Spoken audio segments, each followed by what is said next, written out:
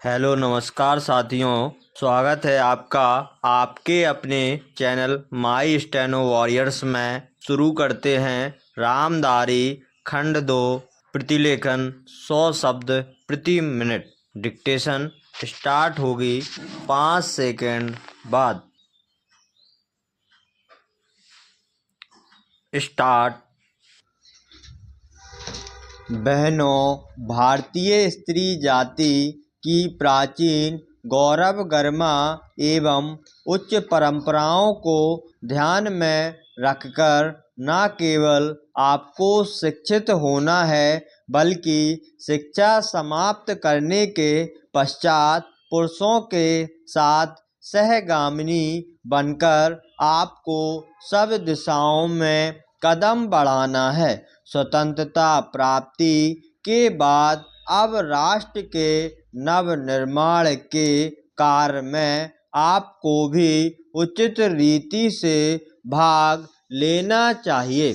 यह सब तभी संभव हो सकता है जब हम वर्तमान शिक्षा पद्धति की कमियों एवं दोषों को दूर कर उसको अपने अनुकूल एवं उपयोगी बना सकें। इस संबंध में भी देश में परस्पर विरोधी विचारधाराएं प्रचलित हैं। आधुनिक सुधारवादियों या जो अपने को प्रगतिशील कहते हैं, उनकी धारणा यह है कि बालक बालिकाओं को एक साथ शिक्षा दी जाए और दोनों की शिक्षा प्रणाली एक सी हो। उनका यह भी विचार है कि स्त्रियों को न केवल शिक्षा पद्धति में ही बल्कि अन्य क्षेत्रों में भी पुरुषों के बराबर के अधिकार मिलने चाहिए तथा उन्हें संपूर्ण सामाजिक स्वतंत्रता होनी चाहिए। उन्हें समाज के समस्त व्यवसाय और व्यापारों में समान रूप से भाग लेना चाहिए और शिक्षा प्रणाली की रचना इन सब के अनुकूल होनी चाहिए।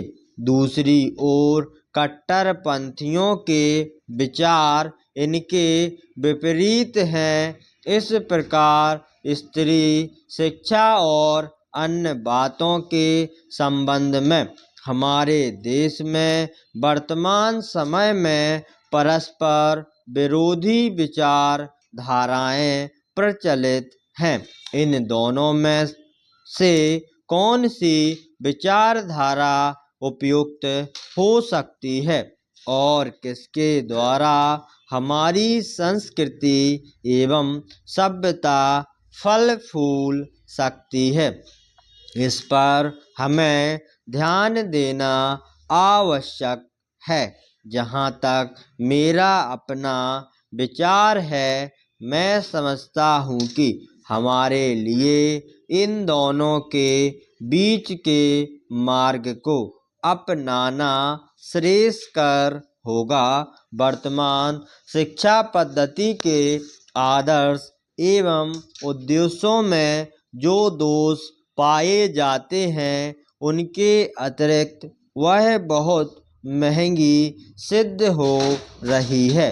प्रतिवर्ष हम अपने शिक्षालयों द्वारा हजारों विद्यार्थियों को तैयार करते हैं, जिनमें से बहुतों को नौकरियां न मिलने पर जीविका चलाना बहुत कठिन हो जाता है।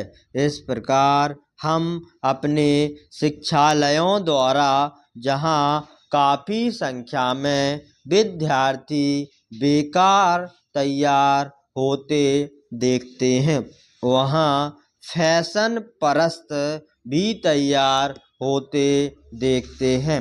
हमारे साधारण ग्रस्त घरों की लड़कियां जब प्रारंभ में आधुनिक शिक्षालयों में प्रवेश पाती हैं, तो धीरे धीरे वे भी वहाँ की फैशन परस्ती की शिकार हो जाती हैं और सुंदर सुंदर बहुमूल्य साड़ियाँ एवं भांति भांति की साज श्रृंगार की वस्तुओं की नकल करने लगती हैं, जिससे अपने माँ बाप या अभिभावकों को पर्याप्त मात्रा में व्यय कराने के संकट में डाल देती हैं।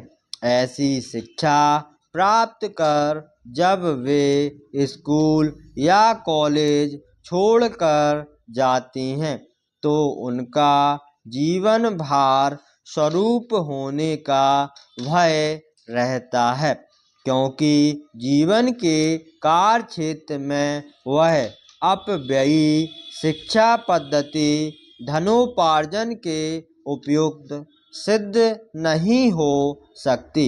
यह नौकरी की आशा भी पूरी नहीं कर सकती और अंत में यह शिक्षा उनके लिए निकम्मी मालूम पड़ती है।